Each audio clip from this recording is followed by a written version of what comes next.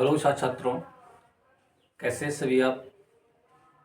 जैसे हमने 15 तारीख को अनाउंसमेंट किया था कि 50 दिनों में क्लास को समाप्त करानी है और आपके गणित के जितने सवाल बनते हैं इन 50 दिनों में सभी सवालों को समाप्त कराना है, बेसिक से एडवांस तक। ठीक है, तो आज का जो टॉपिक है वो संख्याओं पर आधारित सवाल बताए जाएंगे। पहला जो मुद्दा है वो कार्य ये है कि आपको पहले संख्या पता होनी चाहिए कि संख्याएं कौन कौन सी होती हैं। तो आप ये देख पा रहे टोटल संख्याएं हमारी 10 है। इन्हीं 10 संख्याओं पर आधारित जितने सवाल बनेंगे वो सभी पढ़ाए जाएंगे।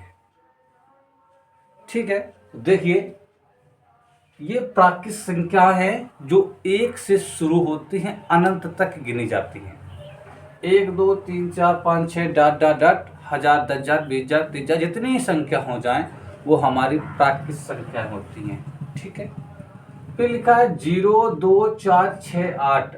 जिस भी संख्या के अंत में, या कह सकते हैं जिस भी संख्या के लास्ट अंक में आपको ये संख्या मिल जाए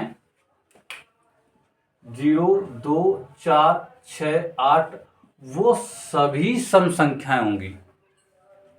मेरा कहने का मतलब है कि जितनी भी संख्याएं हैं अगर उनके लास्ट में 0 2 4 6 8 मिल जाए वो सभी सम संख्याएं होती हैं। जैसे आपका ये सवाल है, पूछा जा सकता है ये सम है या विषम। जितने सवाल बनेंगे इनसे वो सब पढ़ाया जाएगा। तो लास्ट में देखो यहाँ पर 8 बोला गया है, लास्ट में 8 है तो ये सम संख्या है। अगर सवाल आपका कुछ इस प्रकार से पूछा जाता है ये सम है या विषम है, तो आप पहचान जाएंगे कि सर इसमें 0 है तो ये सम संख्या है। कभी भी आपको 0 2 4 6 8 लास्ट में मिल जाए या यूनिट डिजिट कह सकते हैं मिल जाए तो वो सम संख्या होती है। ठीक है, इतना सम में था। सम में बनने वाले सवाल हो सकते हैं सम पूछा जा सकता है या विषम पूछा जा सकता है।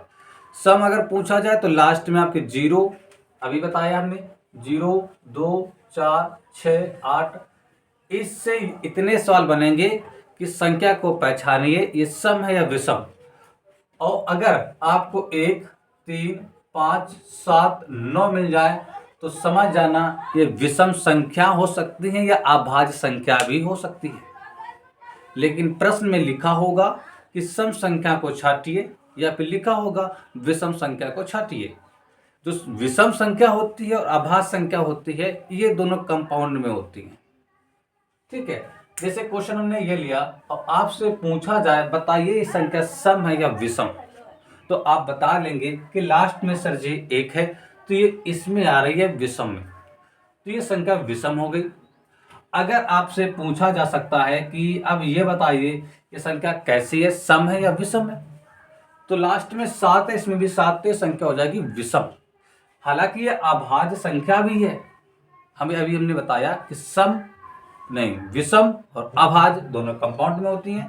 तो ये अभाज्य संख्या है लेकिन गिना जा रहा है किसमें भी है, विषम में। क्वेश्चन आपका क्या रहेगा, निम्नलिखित संख्याओं में सम और विषम संख्या को छांटिए, तो ये तुम्हारी विषम संख्या में आ जाएगी। आपको पहचान समझ में आ गई। अगर लास्ट में 0 2 4 6 8 हो वो संख्या सभी किसमें जाएंगी, सम में। और अगर उसका इकाई अंक होता है 1 3 5 7 9 वो सभी संख्या किसमें जाएंगी, अभाज्य में। ठीक है, ये तो आपका हो गया सम विषम।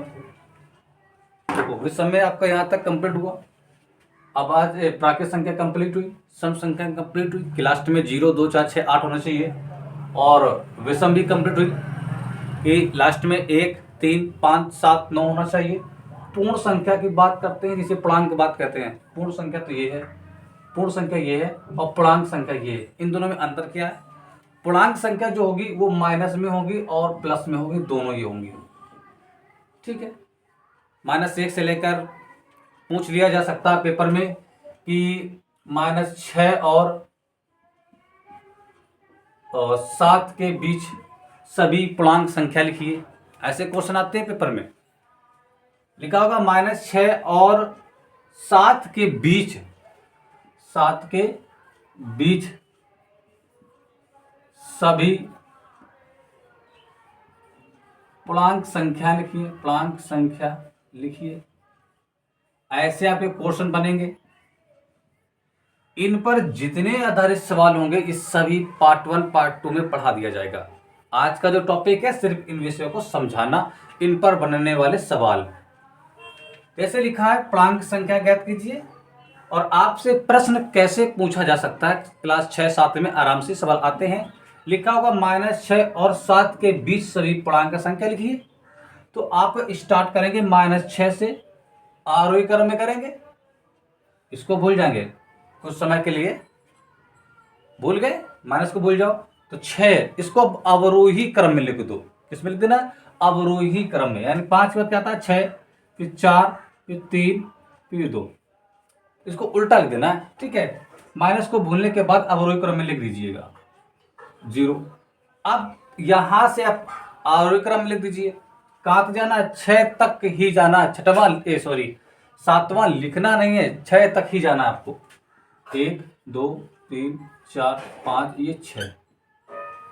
तो -6 और अब -6 को लिखेंगे, नहीं लिखेंगे, क्योंकि हमसे -6 और 7 के बीच में पूछा गया है, इसलिए -6 को नहीं लिखते हैं, याद रखना।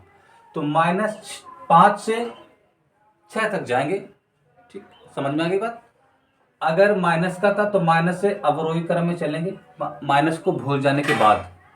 5 4 3 2 1 ये अवरोही क्रम में लिख दिया। अब यहाँ पे 0 से क्या होता है कि 0 से आगे वाली संख्या सभी धनात्मक में हो जाती है। 0 के आगे वाली सभी संख्या किस में हो जाती हैं, धनात्मक में हो जाती हैं। और 0 के पहले सभी किस में होती हैं, ऋणात्मक में होती हैं, याद रखना। यहां से एक क्वेश्चन और भी पूछा जा सकता है, इसमें बनने वाले सवाल भी काफी मिलेंगे। तो इसको जब हम पार्ट 2 पार्ट 3 में पढ़ाएंगे तब आपको विस्तार रूप से समझ में आ जाएगा। ये तो होगी हमारी पूर्णांक संख्या। इस पे बनने वाले सवाल लगभग काफी होते हैं। इस पर आपसे पूछा जा सकता है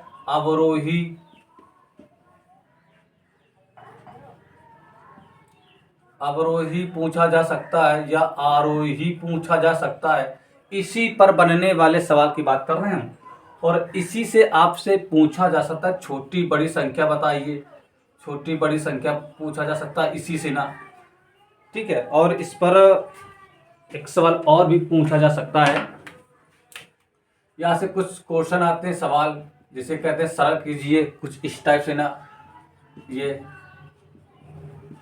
इसी पर ही आधारित होंगे। इस पर जितने बनेंगे सवाल पूर्णांक संख्या पर वो सभी आपको बताए जाएंगे, ठीक है। ये इतना तो हमारा हो गया पूर्णांक संख्या से बनने वाले सवाल। पर में संख्या थी यहाँ पर।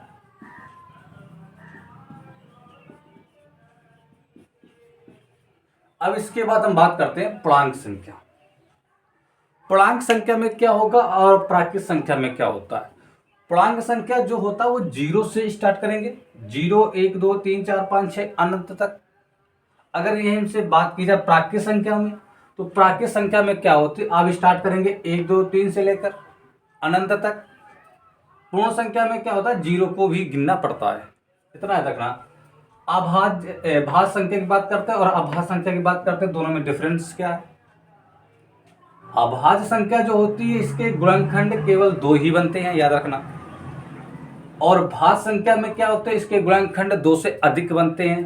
कैसे, देखिए जी, ये 4 है, पहली बात करते हैं 4 के गुणनखंड 2 से अधिक कैसे बनेंगे। तो ये जो 6 लिख दिया हमने, 4 है, ये 1 के पाले में आता है, 2 के पाले में भी आता है और 4 के पाले में आता है, ठीक है। और जो अभाज्य संख्या है इसमें जैसे 2 लिखा है तो ये केवल 2 और 1 के पाले में ही आएगा, ठीक है। इतनी बात समझ में आ गई।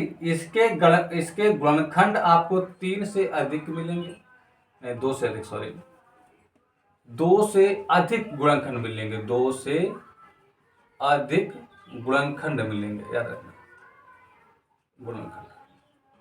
2 से अधिक मिलेंगे, इसमें क्या होगा, केवल 2 ही गुणनखंड मिलेंगे, केवल 2 ही गुणनखंड मिलेंगे, ये याद रखना। भाज्य संख्या में क्या है, 2 से अधिक गुणनखंड मिलेंगे और अभाज्य संख्या में केवल 2 ही गुणनखंड मिलेंगे, इस बात का विशेष ध्यान। जैसे कि 9 लिखा है, 9 लिख लेंगे। 9 किस किस पाड़े में आता है, 1 के पाड़े में भी आ रहा है, 3 के पाड़े में भी आ रहा है और 9 के पाड़े में आ रहा है। और इसके बाद हम बात कर लेते हैं 8 को। जैसे समझोगे तो ये 2 के पाड़े में, ये 1 के पाड़े में, 2 के पाड़े में, 4 के पाड़े में और 8 के पाड़े में। तो इसमें क्या 2 से अधिक गुणनखंड बन रहे हैं, तो ये तुम्हारी हो जाएगी भाज्य संख्या। और इनमें क्या होगा कि केवल इसके 2 ही गुणनखंड बनते हैं, इस बात का विशेष ध्यान रखना। ठीक है, ये तो हो गए हमारे भाज्य और अभाज्य की बात। अब इसकी बात करते हैं सह अभाज्य संख्या कौन कौन सी होती है। सह अभाज्य संख्या वो संख्या होती हैं जो 2 संख्याओं के बीच का एचसीएफ जो होता है वो 1 होना चाहिए। जैसे हम एक क्वेश्चन लेते हैं, क्वेश्चन आपका था, पूछ लिया जाएगा, बताइए ये 2 संख्याएं जो हैं, हमेशा 2 संख्याओं के बीच ही सह अभाज्य संख्या पूछी जा सकती है। लिखा होगा 7 और 8, क्या ये सह अभाज्य संख्या है, तो आप कह देंगे हाँ, क्योंकि इनका एचसीएफ 1 है। अगर हम आपसे यहीं पे पूछें 8 और 6, बताइए ये संख्या सह अभाज्य है या नहीं है, तो आप बोलेंगे सर इसका तो एचसीएफ जो है यानी मासा है वो 2 आ रहा है, इसका मासा 2 आ रहा है, तो ये सह अभाज्य संख्या नहीं है। इसकी एक सबसे शानदार ट्रिक क्या होती है, ये याद रख लो। इसको पहचानने की एक शानदार ट्रिक होती है कि ये एक सम होना चाहिए, इसके बाद एक अभाज्य, या बस इतने ही कह सकते हैं। अगर सम है और अभाज्य है, वो आपकी 100% आपकी सह अभाज्य संख्या होगी। जैसे यहां पे देखो एक सम है तो एक अभाज्य संख्या है, तो ये तुम्हारी क्या हो गई, एक सह अभाज्य संख्या है, इसका इससे भी एक आ रहा है। अगर हम देखें 5 और 7, ये भी एक अभाज्य संख्या है, सह अभाज्य संख्या। सर यहाँ पे विषम क्यों नहीं लिया, जो विषम होता है, अगर हम एक सम को ले लेते हैं और एक विषम को ले लेते हैं, एक सम और एक विषम लेते हैं, तो इसका एचसीएफ अब 3 देखो आ रहा है, इसका एचसीएफ 3 आ रहा है भाई, 3 से ये कट जाएगा, 3 से कट जाएगा, तो ये तुम्हारी क्या हो गई, सह अभाज्य संख्या नहीं है, क्योंकि इसका एचसीएफ 3 आ रहा है और एचसीएफ आना 1 चाहिए, तभी वो तुम्हारी सह अभाज्य संख्या होगी। इसलिए याद रखना, कभी भी आपको सह अभाज्य संख्या तभी बनेगी जब एक सम होगी और एक अभाज्य संख्या होगी, तभी वो तुम्हारी सह अभाज्य संख्या होगी।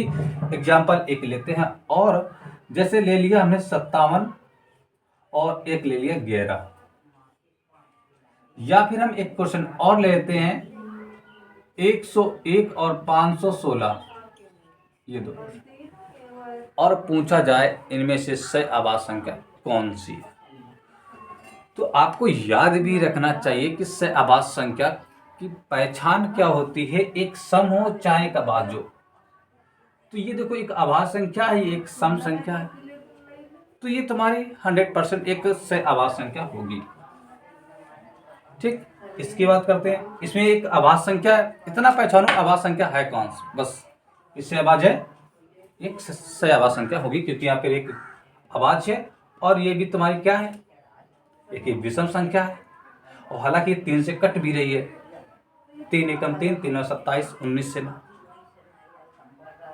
तो ये तुम्हारी सह अभाज्य संख्या, इसका जब एचसीएफ लेंगे 1 आएगा, तो ये सह अभाज्य संख्या होगी। इसका एचसीएफ जब भी 1 आ जाए, समझ जाना वो तुम्हारा क्या होगा, एक सह अभाज्य संख्या होगा, ये इतना रखना, इसका एचसीएफ हमेशा 1 होता है। ठीक है, बात करते हैं परमेय संख्या और एक अपरमेय संख्या की पहचान क्या होती है, कि इसको कैसे पहचानेंगे कि ये परमेय संख्या है कि ये अपरमेय संख्या है।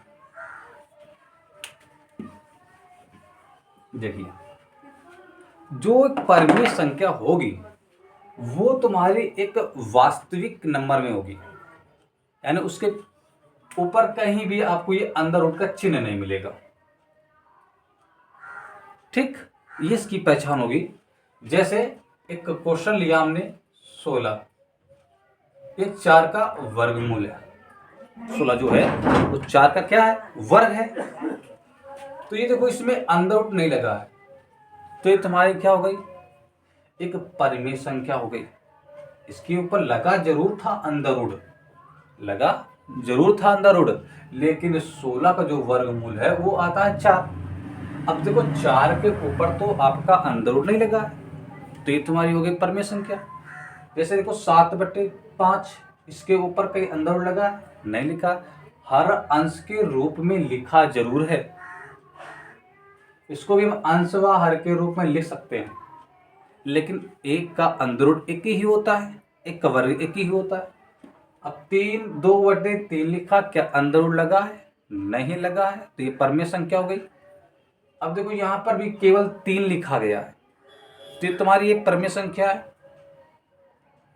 अगर हम क्वेश्चन पूछें, अब ये बताइए और इसको बताइए, इनमें से कौन सी परिमेय संख्या है, कौन सी अपरिमेय संख्या है, तो आप बोलेंगे सर जी ये जो 123 है ये किसी का वर्गमूल नहीं है, तो ये तुम्हारी एक अपरिमेय संख्या हो जाएगी। और 121 जो है वो 11 का वर्ग है, 11 का वर्ग है, यानी 121 11 का वर्गमूल है, कह सकते हैं ना। 121 का वर्गमूल कितना होता है 11, और 11 का वर्ग कितना होता है 121। तो ये तुम्हारी हो जाएगी परिमेय संख्या, ये तुम्हारी हो जाएगी अपरिमेय संख्या। देखो सब में अंडर रूट मिलेगा आपका, चाहे क्वेश्चन ऐसा भी लिखा हो तो भी तुम्हारी अपरिमेय संख्या होगी, क्वेश्चन आपका ऐसा भी लिखा हो तो भी तुम्हारी अपरिमेय संख्या होगी। क्योंकि अच्छा 16 कितना हो जाएगा 4, और अंडर रूट 3 रहेगा, और अंडर रूट रहना नहीं चाहिए। आज का जो टॉपिक था वो संख्याओं पर आधारित थे, कौन सी संख्या किसे बोलते हैं, किसे क्या बोलते हैं, इनमें थोड़ा सा बताना था। अब बात रहती है कि इन पर बनने वाले सभी सवाल, इन पर बनने वाले सवाल लगभग 50 से 60 क्वेश्चन आते हैं। इस YouTube चैनल पर आपको विस्तार से पढ़ाया जाएगा, एक टॉपिक उठाकर उसके बनने वाले जितने क्वेश्चन होंगे वो सभी पढ़ाए जाएंगे। अगर अभी हमारे चैनल पे आप नए हैं तो सबसे पहले हमारे चैनल को सब्सक्राइब जरूर कर लेना, बेल आइकन घंटे को जरूर दबा दें, ताकि जब भी वीडियो अपलोड किया जाए तो आपके फ़ोन में नोटिफिकेशन पहुंच जाए। तो अब जैसे हम कुछ क्वेश्चन की बात करते हैं, प्राकृत संख्या थोड़ा सा रिवीजन करते हैं। प्राकृत संख्या वो संख्या होती है जो 1 से स्टार्ट होती है, 1 2 3 4 5 6 अनंत तक, वो तुम्हारी होगी प्राकृत संख्या।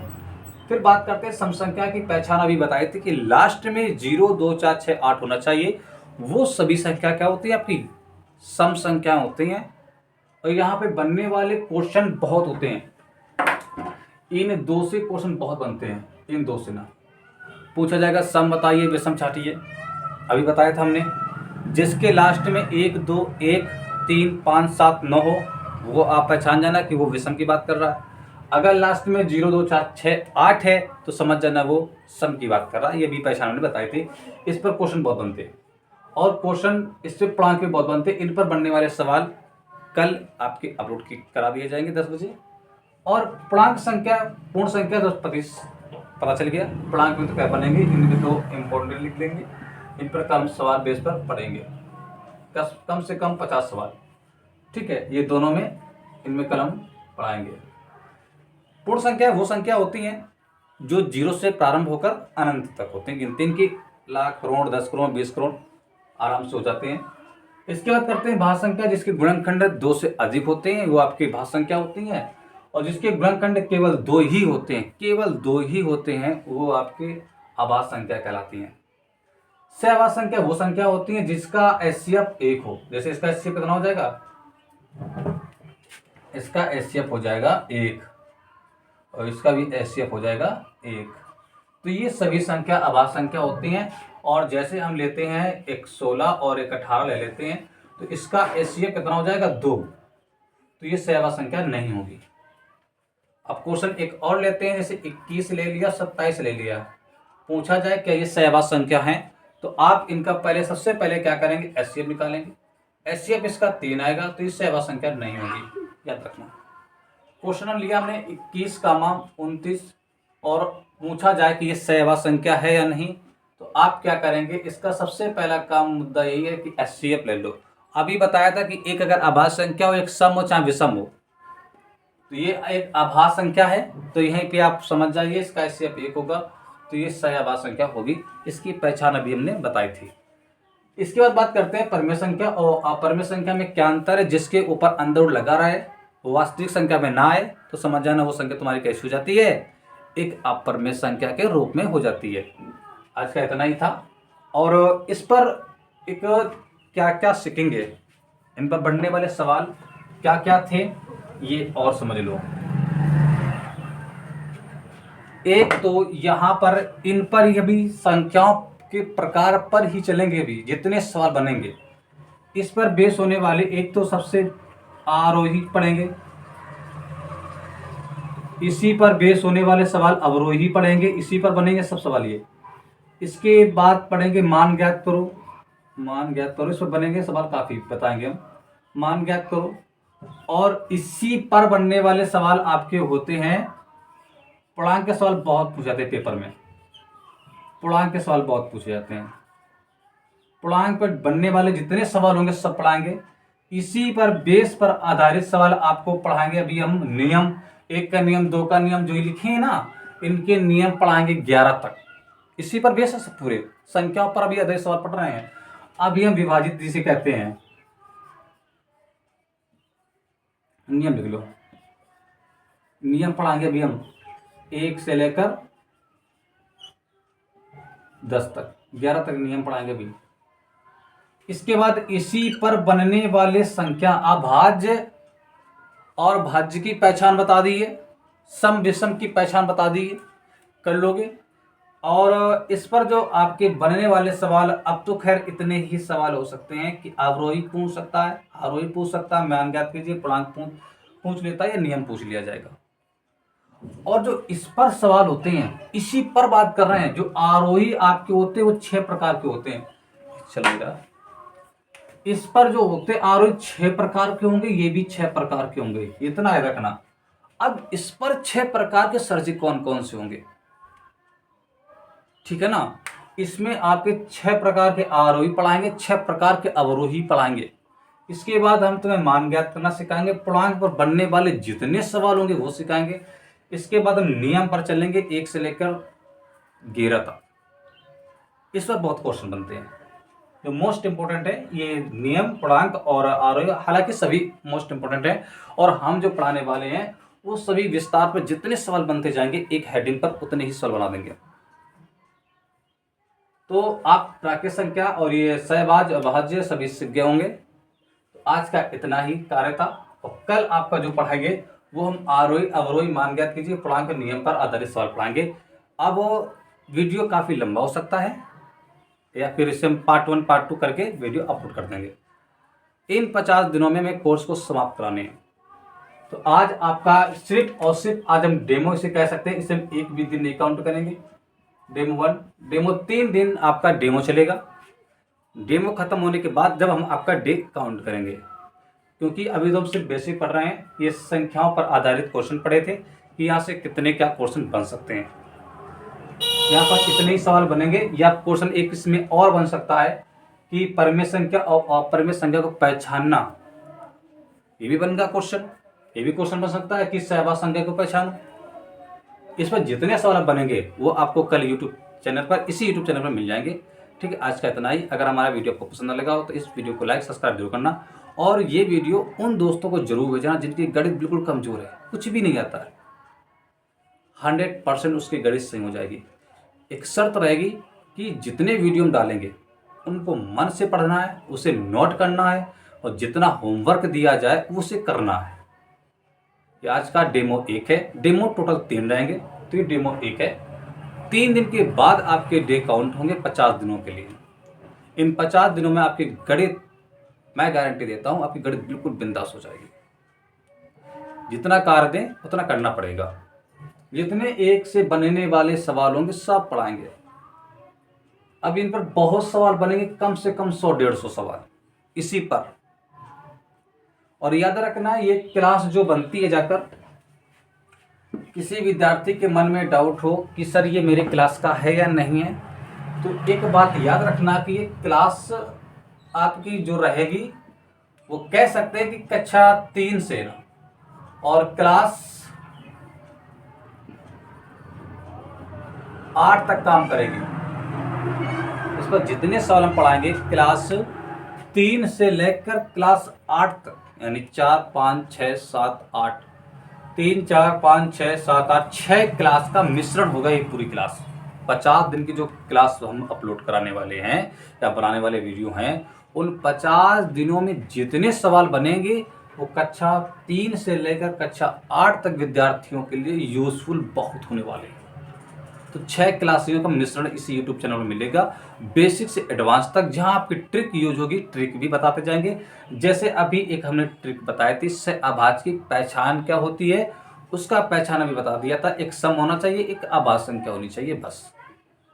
ठीक है, अगर नहीं पता है तो कल इसके विषय में जब विस्तार से पढ़ेंगे तो इसकी एक ट्रिक और है, वो हम आपको कल बताएंगे। ठीक है, मिलते हैं आपसे कल एक इसी यूट्यूब चैनल पर, और अपने दोस्तों को, अपने जिसकी गणित कमजोरों से भेज देना। ठीक है, आज का वीडियो इतना ही, और पसंद आया तो लाइक सब्सक्राइब जरूर करना। मिलते हैं आपसे कल, धन्यवाद।